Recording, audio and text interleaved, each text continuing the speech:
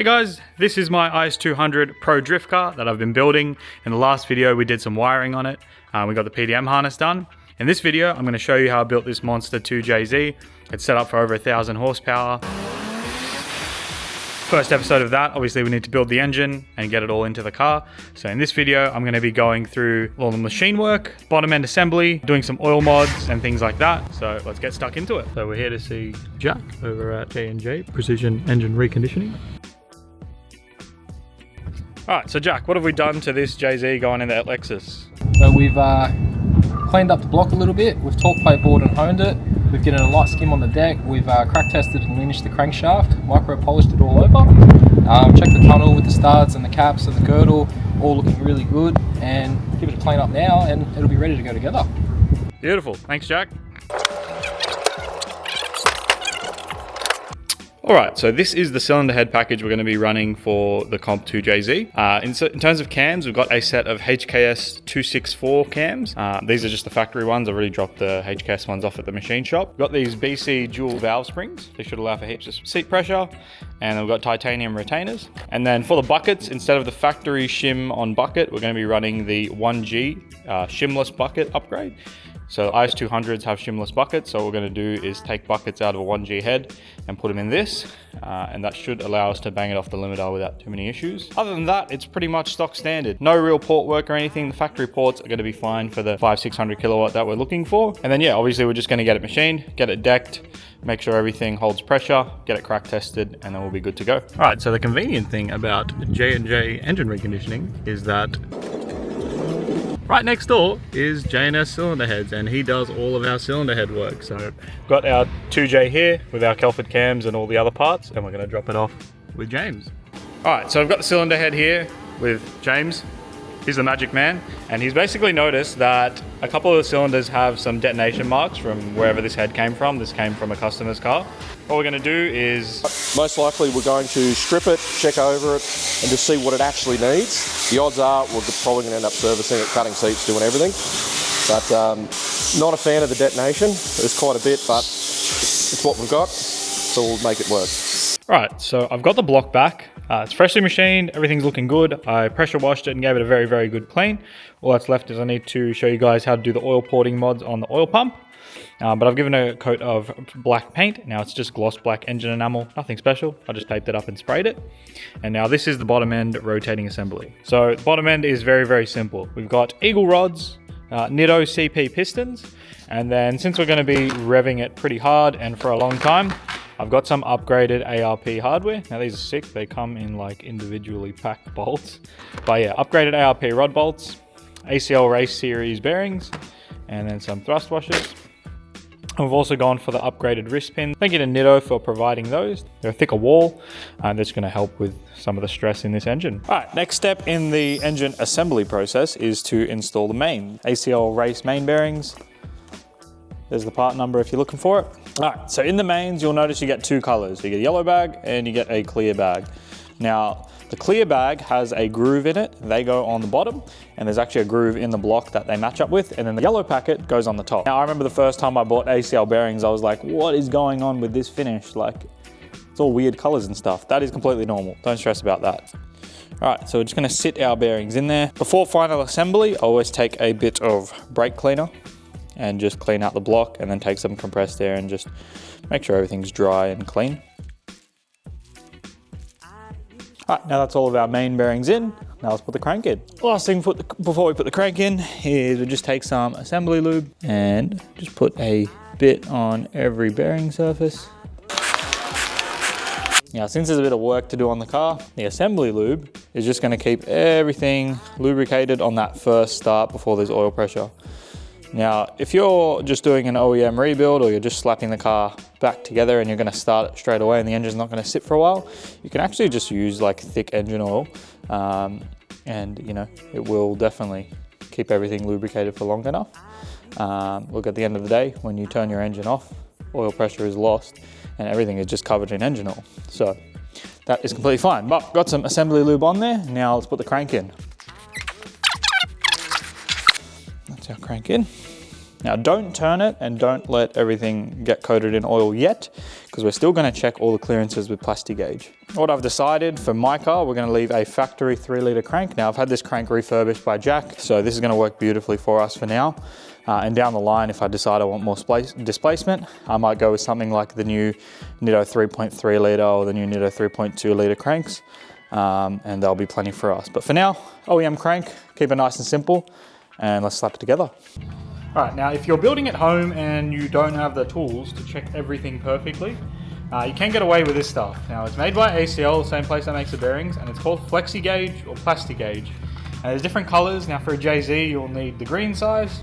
Inside are these sticks. Now the way this works is you take a little, there's like a little green strip in here, and you take some of it, you put it in where your bearing goes, you tighten down the cap, like a plastic sort of strip, and it'll squish it, and then you take everything back apart, and then you can use these tabs to measure how wide the plastic got squished down to, and that'll tell you your clearance, and that in result will tell you your oil clearance.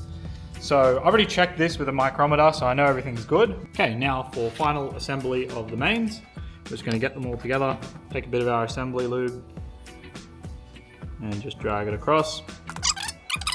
To get a nice even film of the assembly lube, I've turned the crank a few times, and it's spread the assembly lube that we put on the bottom originally. When you get to number 4, what you're gonna notice is it's got these grooves in it. Now they are for the thrust washer.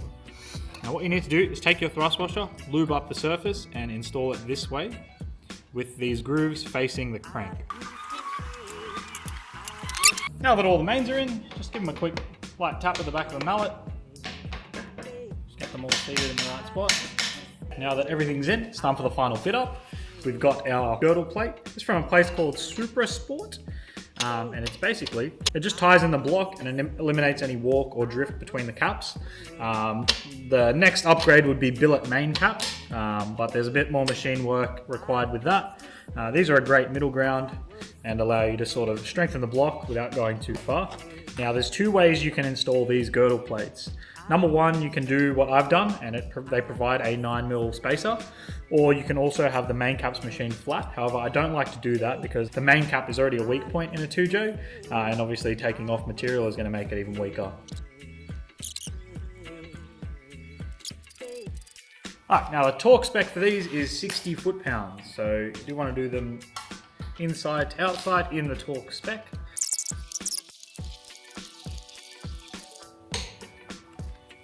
And that is our crank assembled. Everything in. Always just give it a good spin, make sure everything rotates freely. Okay, now installing the piston and rod combo is super simple. I've put one in there, and now I'll show you how to do the other 5. All we do is take our piston and rod.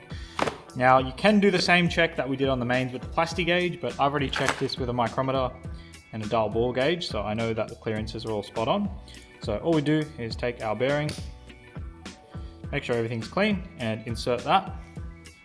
Now we'll take a bit of assembly lube. We'll make sure our piston rings are all facing the opposing way.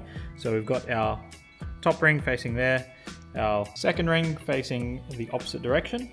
So our top ring facing that way, second ring facing that way, and then our bottom 2 rings are in this side and that side. And we just take our piston and rod, drop it in there. Got my piston ring compressor that I've sprayed down with some engine oil, so it's all lubricated and nothing sliding around dry. I've also lubricated the cylinder with some engine oil, tighten down on the piston,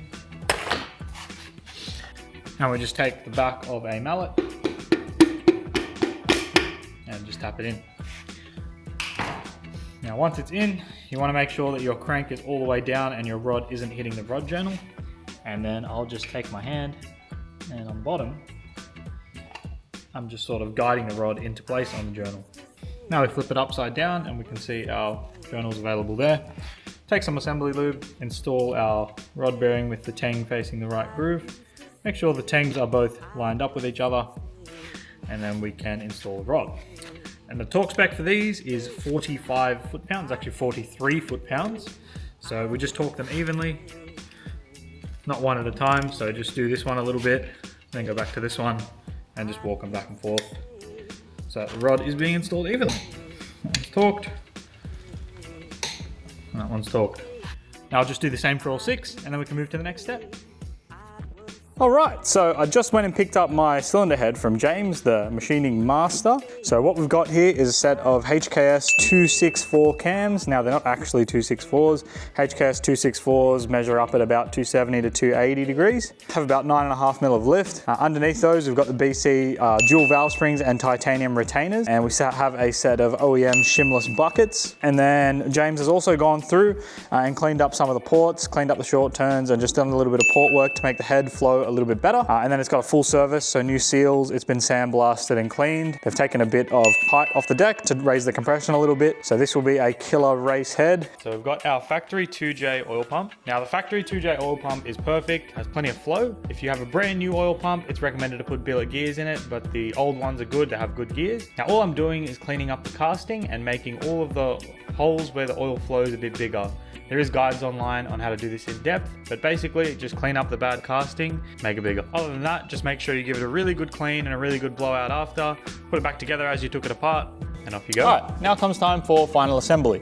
Now I've got the bottom end together, everything's assembled, pistons, rods, crank. There's 2 O-rings that go on the block here. You can buy these from Toyota or you can just use regular O-rings. So make sure you put those in, otherwise you'll have no oil pressure. All right, now on any Toyota parts, they are cast parts that actually have a groove where you run the silicone. So all we're going to do is follow that groove and put some RTV silicone. All we're going to do now is slide this on. I'm just ensuring that my O-rings seat properly. All right, now you'll notice that a bit of RTV seeps around. Now this doesn't really matter, but I think a motor doesn't look very good if there's just RTV seeping around everywhere. I'll just take a bit of wax and grease remover, spray it onto a rag, and just wipe it off. Other option is use like a not orange RTV. Next step is our timing gear. Now, I'm using one from a VVTi motor, so it's got the 36-2 pattern. This is pretty much the one to use if you have an aftermarket ECU. Now, there is also a 12-tooth version, but this one provides you with a little bit of air protection. If your cam sensor dies, the engine will still run with this because it does have a home position, so the engine still knows if it's in one of 2 cycles. So even if you don't have a cam sensor, you can run your engine in wasted spark configuration with this. Now, all we do here is line up the key and push it on. Now, it should just slide on very easily. If it doesn't, don't force it. And we've got our water pump housing and our water pump. Now, I have modified this water pump housing by deleting the thermostat, so there's no more thermostat in here, and I've welded up the bypass pipe, and now that means the water pump will always flow through the radiator. And I've also modified it with a -6 fitting to supply our turbo with oil. And then we've got a brand new genuine Toyota water pump.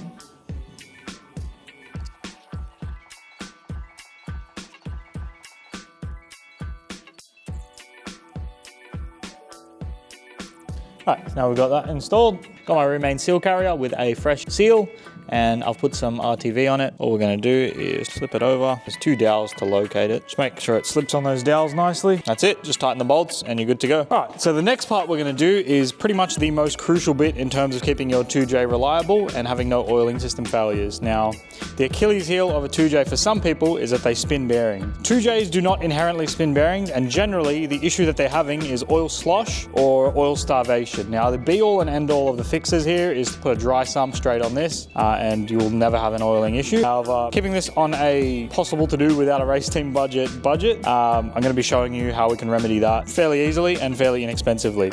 Now, before we put our oil pan on, obviously I've cleaned all of these surfaces, wire wheeled them, and just made sure they're spotless, and I've made sure the engine is clean inside, because from here, the engine will be sealed.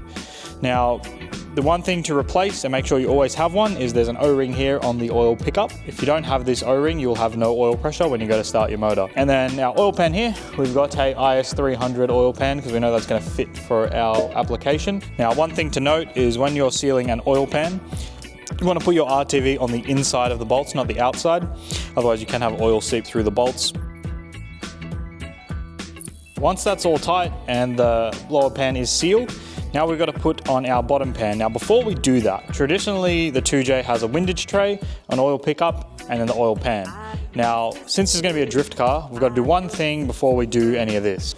Now what we have in this box is a Tomei oil pan baffle kit. That's the part number. For our type of sump, we're using type F1. There's a different baffle for every type of sump. All we do is take our baffle plate. Now before you install that, the kit comes with a new pickup gasket. Remembering, if you forget this gasket, your engine will have no oil pressure, so just don't forget it. And our pickup tube goes on and we can tighten these bolts. Once your baffle's installed, all we do is take the rest of the baffle. Now it's got a trap door on here with a hinge. Make sure that hinge is up as you're installing the baffle, otherwise you might have oil starvation issues.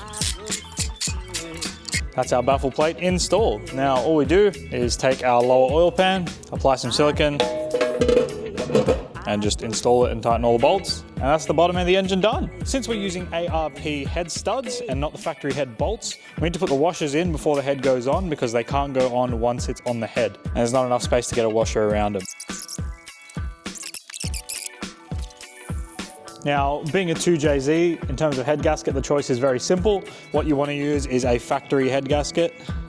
That's the part number. Now, some people do spray a coating on these. I myself do not. All right, so we just sit our head gasket on there, make sure all the holes line up and there's nothing sus going on. With putting the cylinder head on, you do need to put it on in one swift motion. You don't want to drag it on the surface. So what I do is I'll just take a head stud hole and I'll just line it up with that. All right, now I've got my ARP head studs. They are lubricated with the ARP lube. Now with the head studs themselves, you don't need to torque them down to anything special. I'll just run them in by hand. Now before you tighten this down, just do a quick visual inspection, go over the whole motor, make sure nothing's pinched under the deck.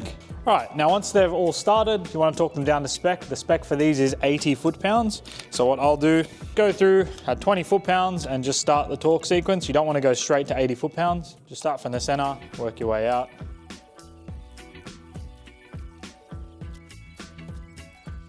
And now that's cylinder head torqued down. Next thing we're gonna do is install our camshaft. So take some assembly lube and I'll just run it the whole way down. Now what I like to do is put my crank at about 20 degrees off dead center. That way all of the pistons are a little bit down and the valves won't hit if you tighten them down the wrong way. Now with the cams, there is a torque sequence, but the torque sequence depends on what angle you have the cams at. So what I do is I'll just run them in by hand and just slowly walk them in.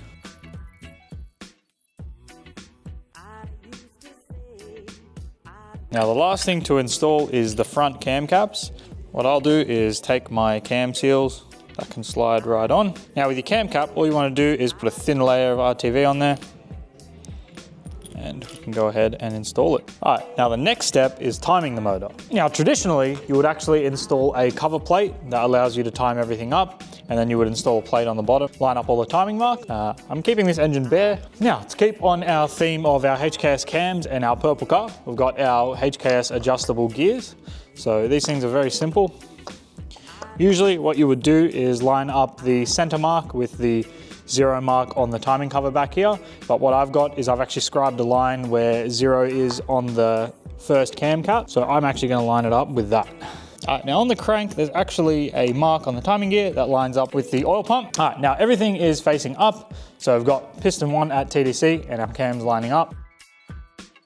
Now, another crucial thing when timing a 2JZ, if it's a race motor or anything that's sort of gonna be banging off the limiter, good idea is to get a billet timing tensioner. I've got a Ross Performance Parts billet tensioner. I've lubricated it and just put some Loctite on there as well to make sure it's not gonna come loose. All right, so I'll just put my timing belt over the crank first. Now, tension is set on this side, so I'll actually take this side, pull it tight, make sure that's set nice. Now, what you'll find on a JZ is you'll never get the timing marks exactly lined up. And so what I'll do is sort of split the difference and you sort of go like half a tooth between both of them. Once that's set, all we do is put in our hydraulic tensioner. Other thing here, don't just use any random M8 bolts, use the ones that are designed for the tensioner because they do locate it in the correct spot. Now you'll notice the belt is starts to get a bit of tension once you put the tensioner in. Now before you pull the pin, just turn the engine a few times and make sure everything still lines up. All right, now after 2 full rotations, you'll notice that everything lines back up and you're good to go. Right, now the first thing you gotta make sure you put on is your belt guide. So that sort of just slides over with the woodruff key and that's all good. Second thing here, the little clip that goes on the oil pump. and that just keeps the belt from deflecting side to side. I'm gonna be running this engine bare, which I do not recommend you do, but I'm gonna be doing that. So the only accessories we need on this, because we have our electric power steering, we just need our water pump, our alternator, and our harmonic balancer. So what we're doing for the balancer is we've got a SFI rated damper. Now this is a Titan Motorsports one, but it's just an ATI damper.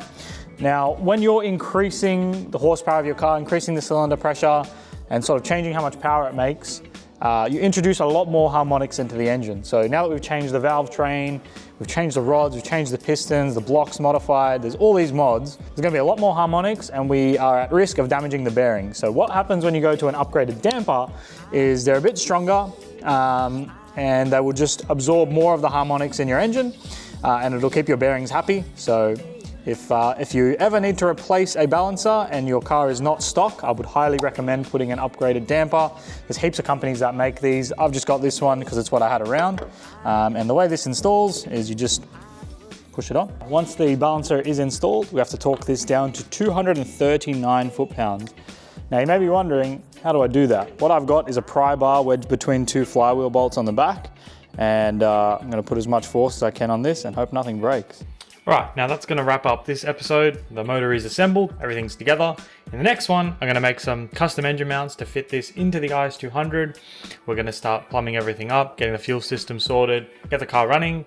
I'll show you the gearbox setup we've got, and then we'll get it on the dyno and start making some power. Thanks for watching, have a good one.